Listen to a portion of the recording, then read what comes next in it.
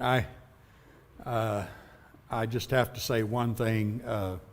I don't see Drew and Sarah. They're probably worshiping with Broadmoor to say goodbye to them. But I cannot say enough about how, well, first devastated I am and how I'm going to miss them. The work that both of them have done here has been phenomenal. Especially the work they have done, Drew has done in the last couple of years. It's been such a pleasure to be able to work together with him in so many ways.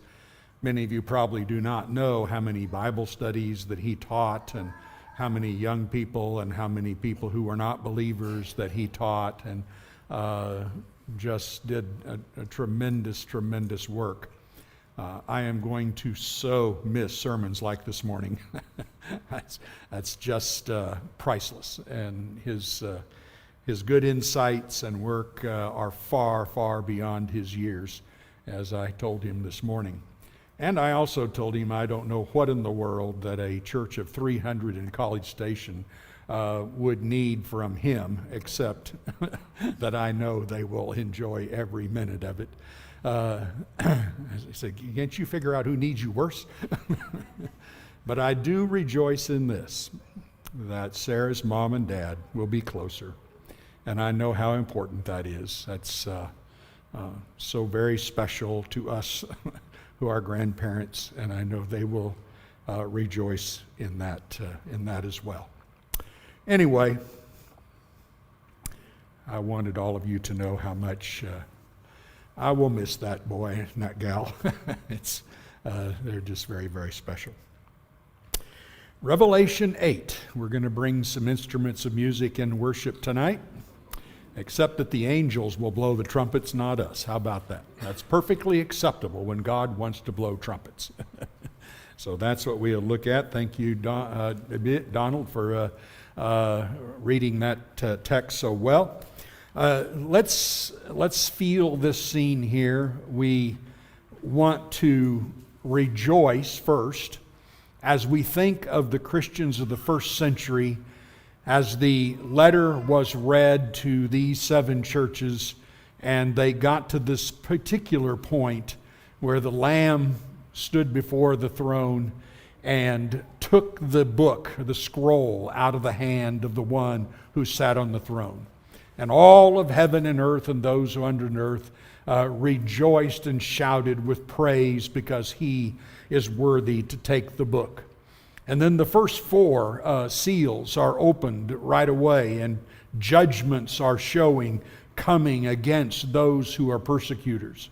And when the 5th seal is opened, we get a shudder because there are souls who have been murdered for the cause of Christ, who are under the altar, crying out, "How long, O Lord, before you avenge our souls?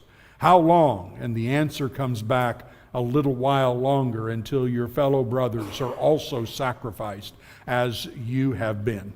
And then judgment will come. And the 6th seal is opened.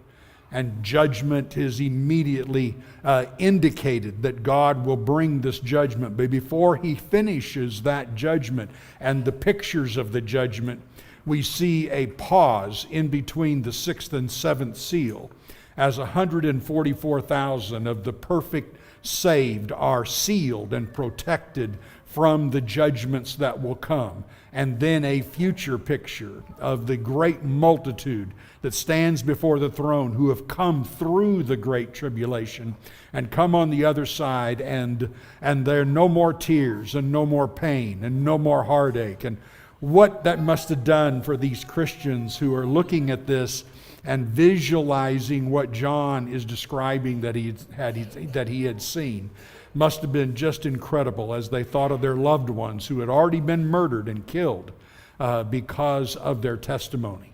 And then we come to chapter 8, and the 7th seal is opened. And when the 7th seal is opened, the first thing we see is there is silence in heaven. Don't you feel the drama of that? It's a dramatic pause in the picture, and you will see that between the sixth and seventh of other types of openings and visions that John has seen. Silence in heaven.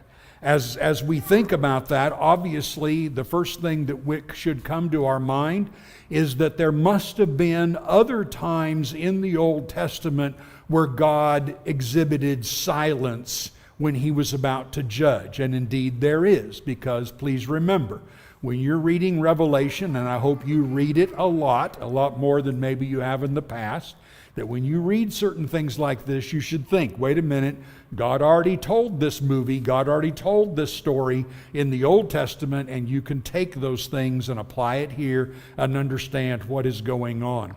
In Habakkuk 2 and verse 20, contrasting he has a warning against, in this particular case, a warning against those who follow speechless idols, and he's about to destroy them. And you see him saying, but the Lord is in his holy temple. Let all the earth keep silence before him. The idea that God is getting ready to act.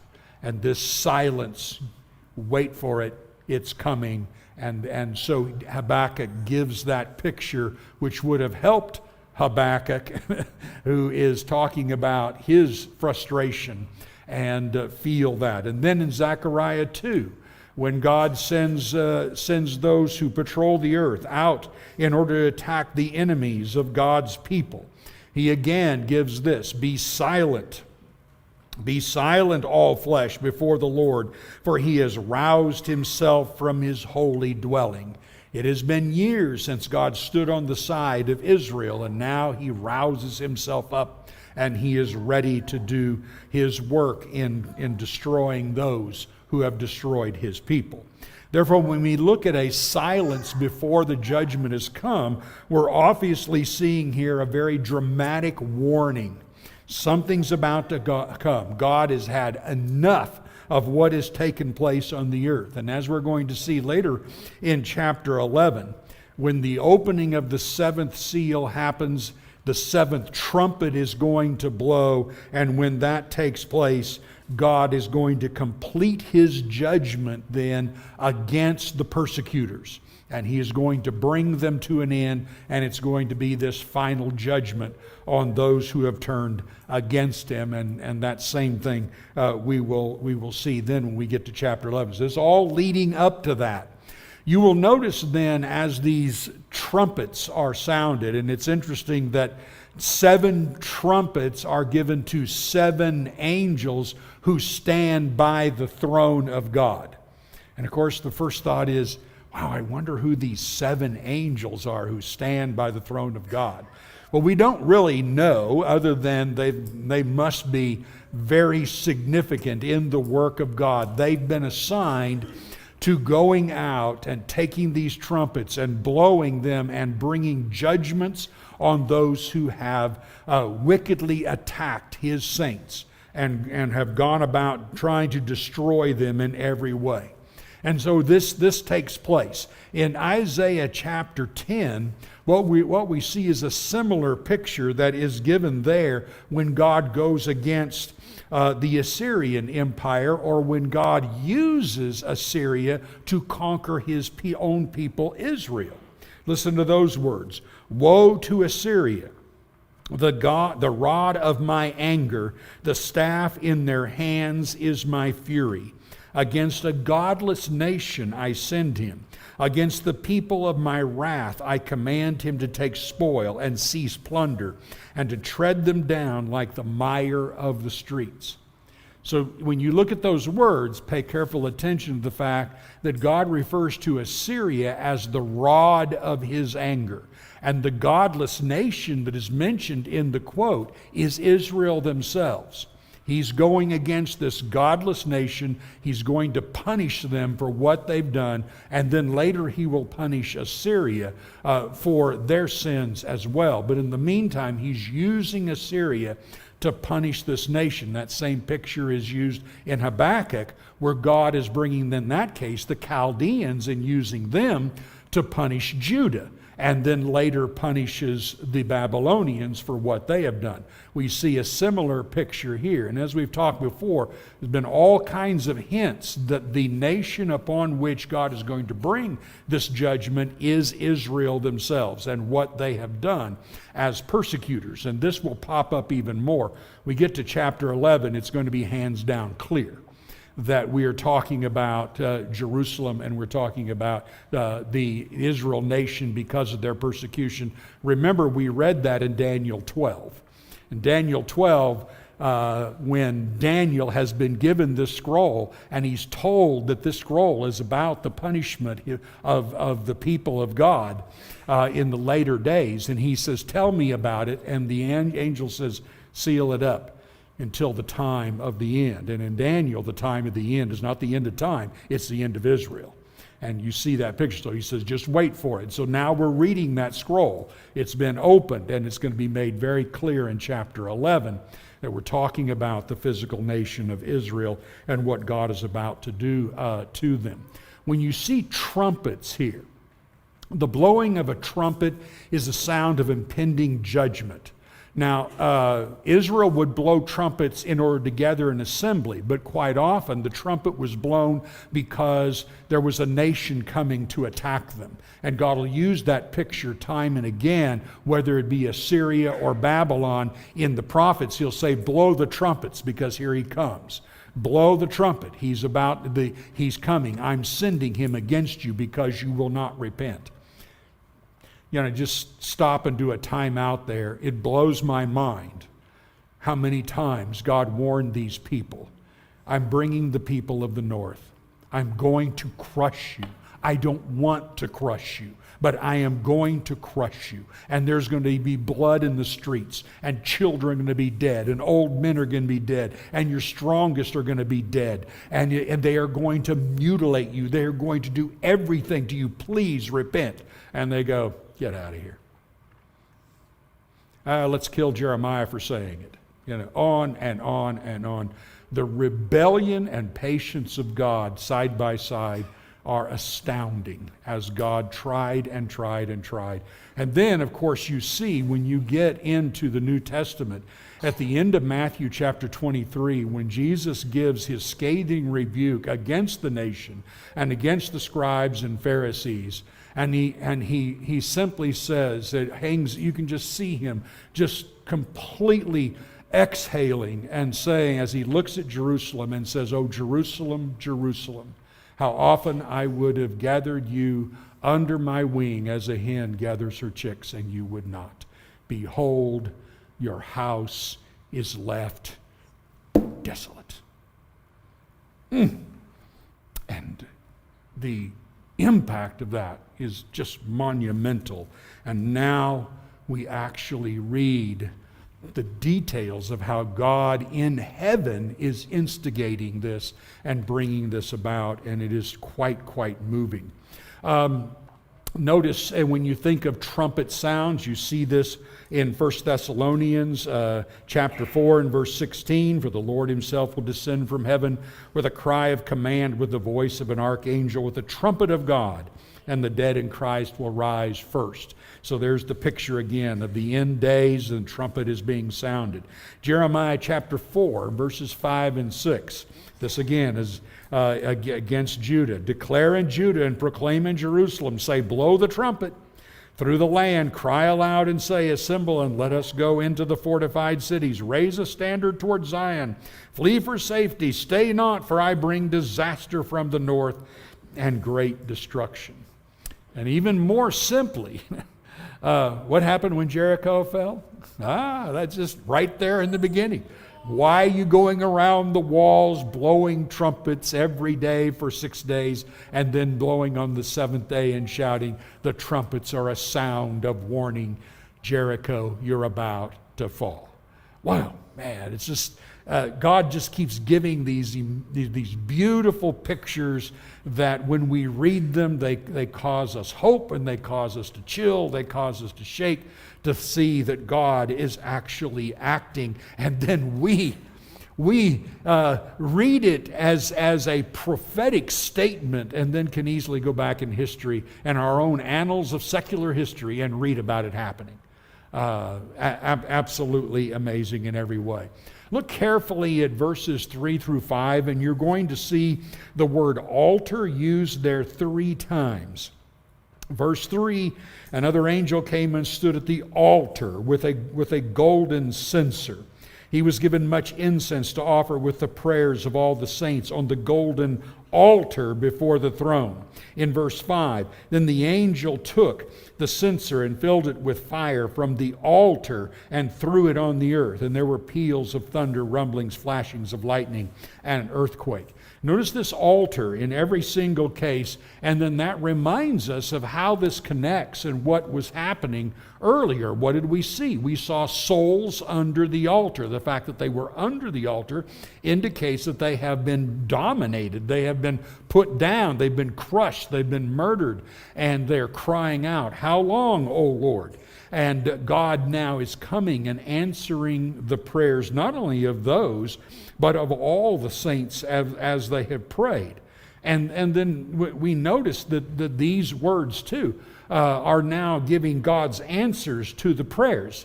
I think it is so interesting that in the midst of this, the prayers of the saints are coming up. Now, you might wonder, what's the connection between the incense and the saints?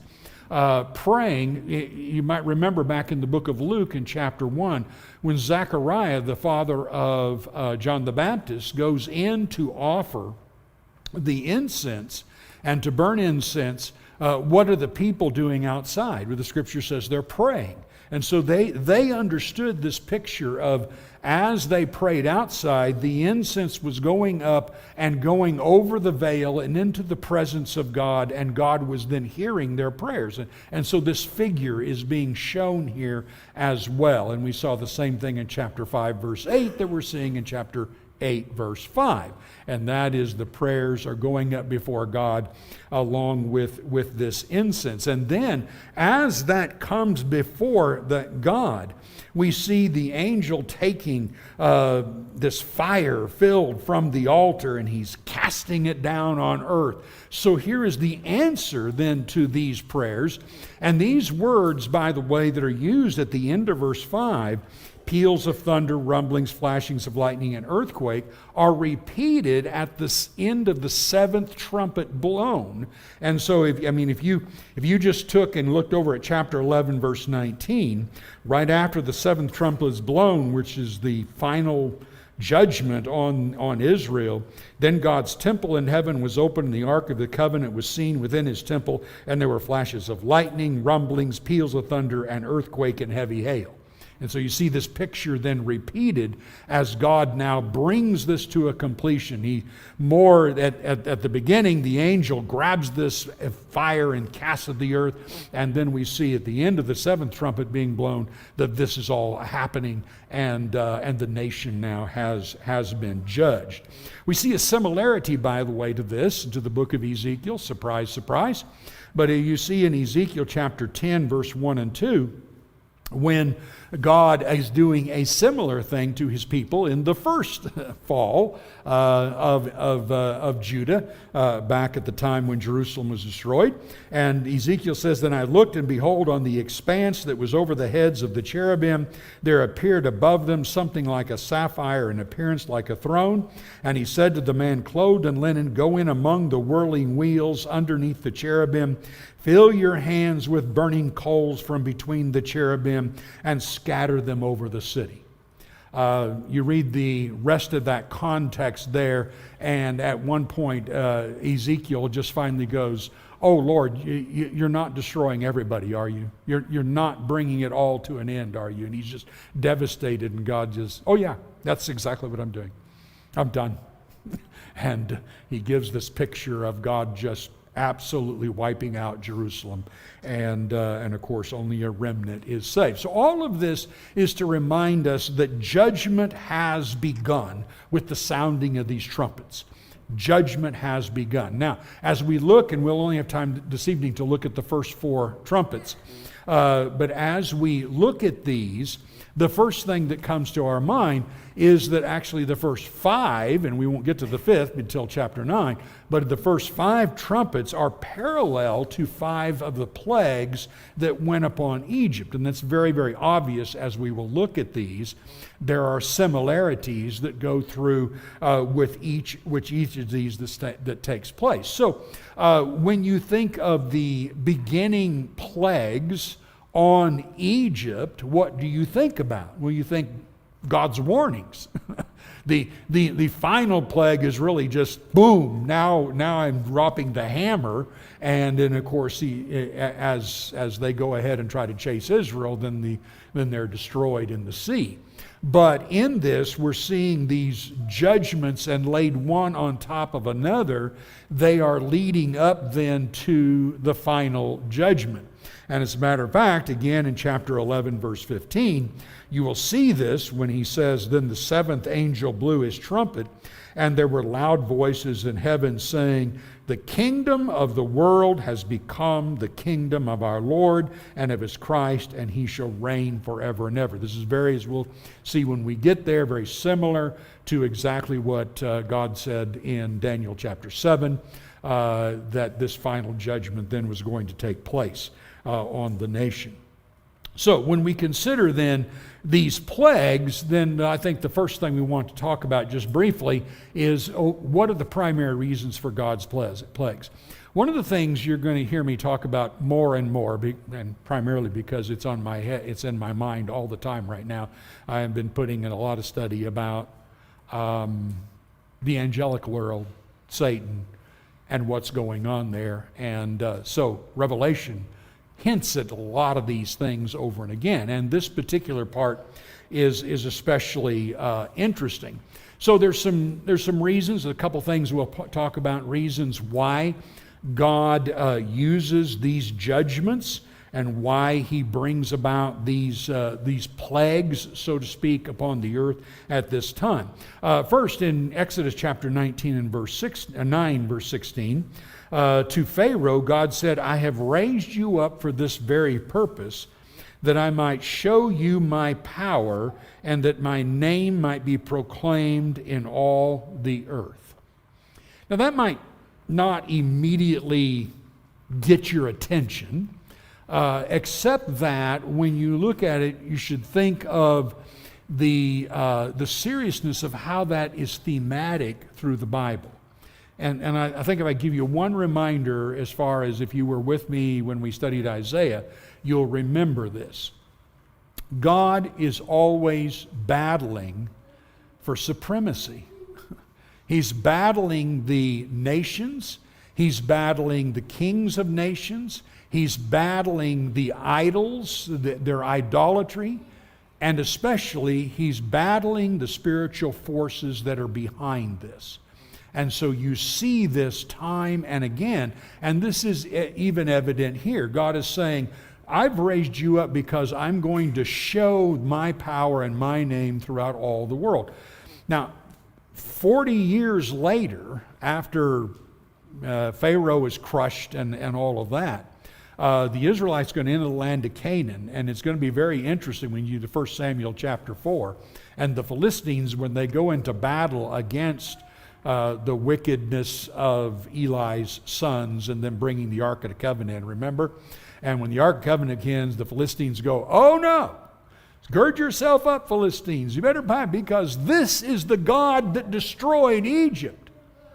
You're like, huh? You know how long ago that was? 500 years ago.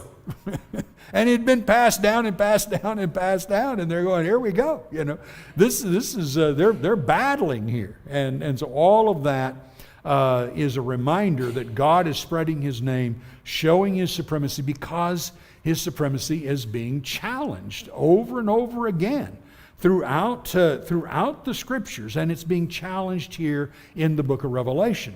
In fact, when you get to chapter 17 and verse 14 of Revelation, where you see the end story of this, the coming to the end, talking about they will make war on the Lamb. The Lamb will conquer them, for he is Lord of lords and King of kings, and those who are with him are called and chosen and faithful. So God is proving himself to be Lord of lords and King of kings. That is, the Lamb is. He has that supremacy, and that is the reason for the kingdom of Christ. So I know I've told a lot of you this before, but just a reminder if you haven't caught this. But we talk about a lot of times the prophets talking about the coming of the kingdom, coming of the kingdom, coming of the kingdom. Well, of course, God has always had a kingdom. It's not like, we got to make a new kingdom. This is the coming of the King Christ, King Jesus, who will subject all enemies under his feet and bring this to a completion. And once he does this, 1 Corinthians 15, he will deliver the kingdom back to God. So keep that story in mind, that we're not talking about, voila, a new kingdom coming. No, that's not the idea. It's what Jesus is doing. And then this should also remind you of Psalm 2.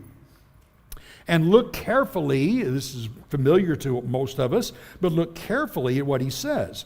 They, of course, are at the beginning of Psalm 2, they're battling against God. They don't want him to set his son, his Messiah, on the throne.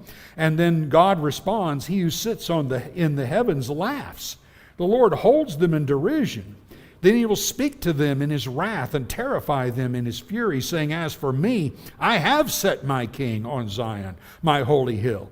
And then later the Messiah speaks at the end of Psalm 2. Ask of me, or God speaks to the Messiah, ask of me, and I will make the nations your heritage and the ends of the earth your possession. You will break them with a rod of iron and dash them in pieces like a potter's vessel. It's going to be quoted in chapter 12 of Revelation.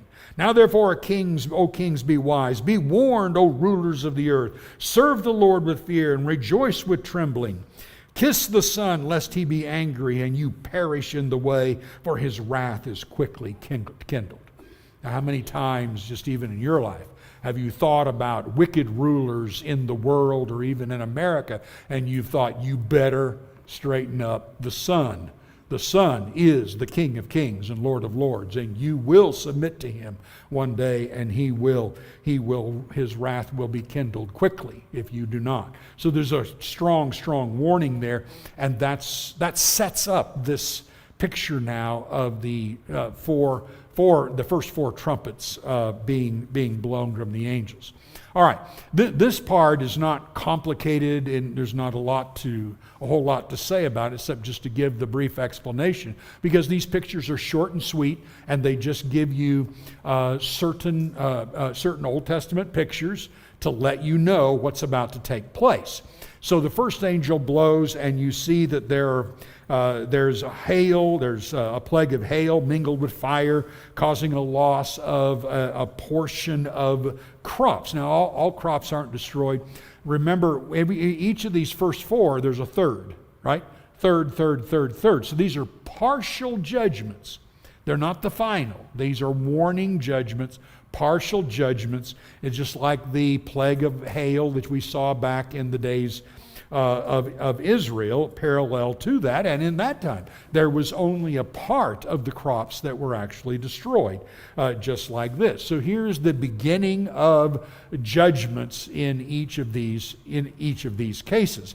Ezekiel here gives a parallel to this when God speaks of destroying these enemy nations. He says in Ezekiel 38. Now 38 is not talking about Israel, because Israel's already been destroyed by Ezekiel by the time you get to Ezekiel 38. Ezekiel 38 is the destruction of Gog and Magog. Now you know who they are, so I don't have to explain that. So we're going, Gog and Magog represent any enemy nation of God. They're not one particular place. They represent any enemy nation of God. So at any rate, here's what he says about them. He says, with pestilence and bloodshed, I will enter into judgment with them. I will pour down torrential rains and hailstones, fire and sulfur upon him and his troops and many peoples that are with him. So you see similar kinds of judgment here on the enemies of God's people. Again, there in Ezekiel 38. So first one comes about, there is pain. There is some famine that is going to come. There's those kind of things affecting the third part of the earth. Second angel then sounds, and in this case, a great mountain is on fire here.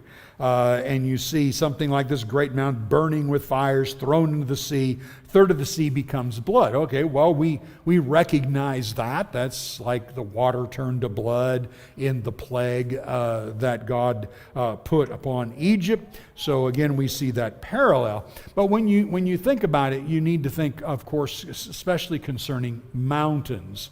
What are mountains in prophecy? This is pretty straightforward. You might remember in Isaiah chapter 2 when God said in the last days, I will exalt or raise up the mountain of the Lord, and it'll be raised above all the other mountains and all the other hills. So he's talking about kingdoms here. Mountains have that picture. So concerning, in fact, Babylon, we see God saying, behold, I am against you, O destroying mountain. Declares the Lord, which destroys the whole earth. I will stretch out my hand against you and roll you down from the crags and make you a burnt mountain. So what do we see in this picture? We see a burning mountain falling into the water. So it's talking about a type of destruction, but still a partial judgment. Only a third of the water then is affected here. And then we have a third angel, in this case, he blew his trumpet, and a great star falls from heaven, blazing like a torch, and it fell on a third of the rivers and on the springs of water. Now, fresh water is now being affected instead of the merchant ships, etc., that are affected. So now fresh water is given, and the water is poisoned so that many people die when they drink it. Now, again, do not let your minds go into some kind of physical plague that was supposed to happen during the time of the Roman Empire, or even yet to happen, in which a third of the people drink poisoned water and die. This is partial judgments, just talking about God is going to start whacking here. He's going to start giving judgments against the nation, and it's not going to be a very pretty picture. Now, when you think of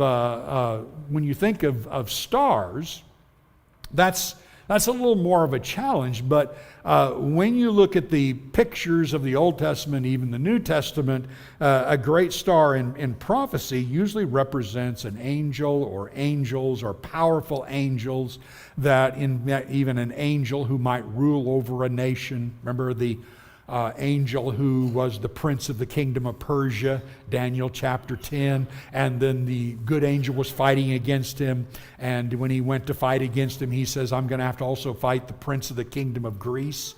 Remember that? And so there's these angels who are over this. We're going to do some fun studies, by the way, about these spiritual forces here in the coming weeks or so and months. All right, so even in this, you see this now in Isaiah 14.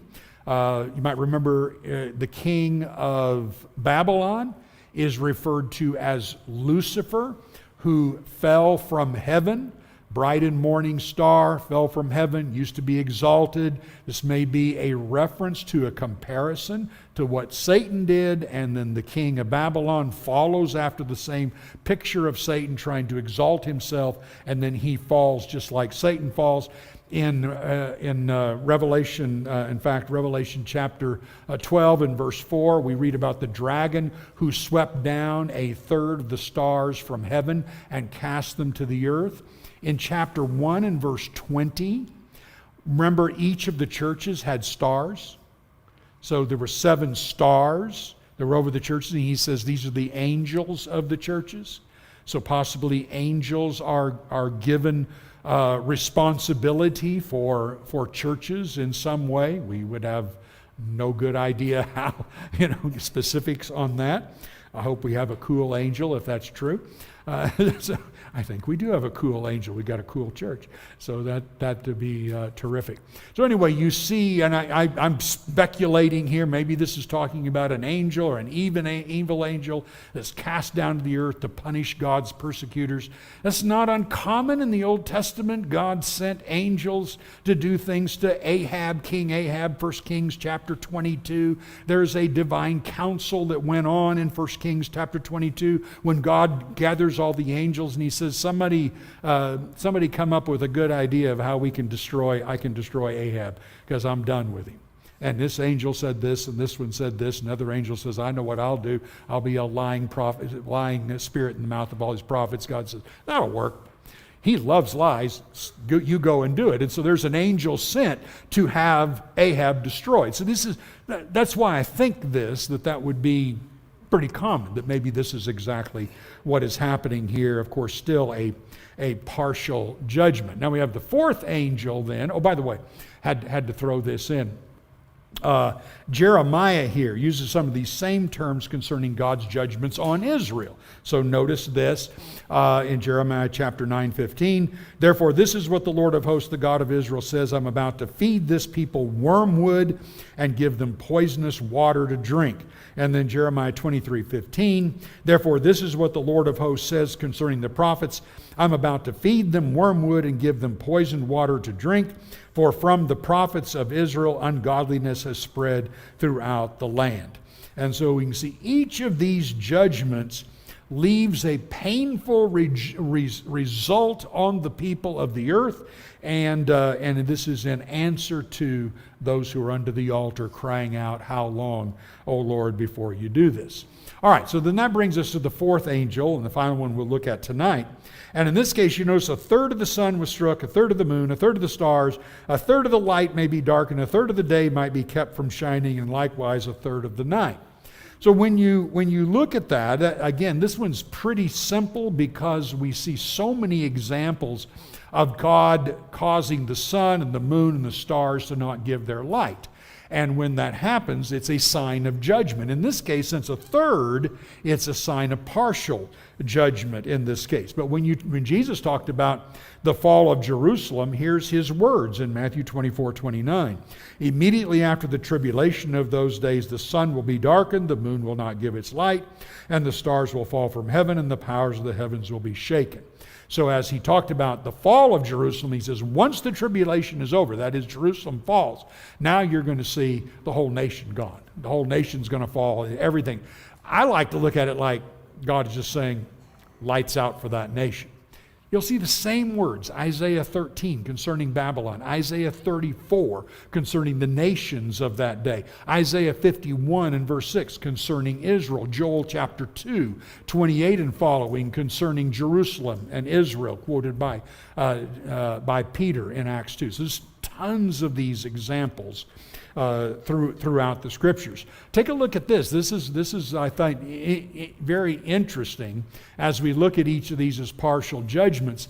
And I wondered, and this again, I'm speculating a bit here, so take it or leave it, but I wondered about, Jesus, when he talked about those things leading up to the actual fall, mentioned this, Matthew 24 and verse 8, as he led up to the fall of Jerusalem, he said in Luke 21, there will be earthquakes in various places, famines and pestilences, and there will be terrors. And look at that last word, and great signs from heaven. So here is maybe the pictures of this, and when he says birth pains, all right, every woman here has had a baby, and half of the ones at least who haven't, you know what we're talking about. Braxton Hicks.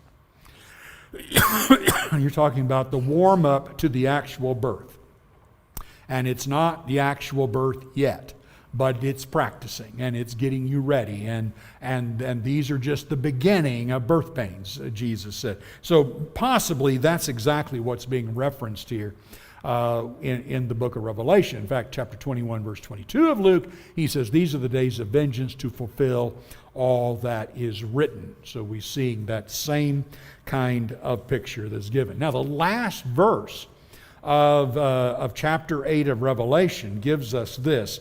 Then I looked and I heard an eagle crying with a loud voice as it flew directly overhead. Woe, woe, woe to those who dwell on the earth at the blast of the other trumpets that the three angels are about to blow. So there's obviously a distinct difference between the first four that have just blown and then the last three that are going to blow. There's a big difference between these. The next ones are not going to be partial judgments. The next ones are going to be absolutely devastating. Now, to get the picture of an eagle, you see this in Deuteronomy chapter 28 with the curses that God gave. He said, the Lord will bring a nation against you from far away, from the end of the earth, swooping down like the eagle. Jesus makes reference to an eagle in Matthew 24. A nation whose language you do not understand, and a hard-faced nation who will not respect the old or show mercy to the young. So this is a judgment that God spoke of, eagle flying, again, as a picture. Roman Empire even had eagle as a symbol on their flag as they came toward Jerusalem. All right, so there's the picture of what's going on. Let's give two quick lessons from this, good applications here. First and foremost, is so important to see and so important for us today. God is ruling. God is victorious. Wait on the Lord. And we get impatient. We see the wickedness. We're a lot like Habakkuk, who goes to God in prayer and says, are you seeing this? Why aren't you doing something? And God sits back and goes, oh, I see it. I see it. You just wait. I'm going to do something no one would even believe. I'm going to bring those Chaldeans because I have had it. And here you see that, again, that picture. So God is ruling. God is victorious. It is so important for us to rest in that promise. Quick picture. Remember the days of Hezekiah when the Assyrians were knocking on the door? And Sennacherib had sent his captain, the Rabshakeh, he was called, and they surrounded the city. They had conquered all of Israel. They had conquered all of Judah. Even in his own, there's a stone pillar that was found in which Zerubbabel.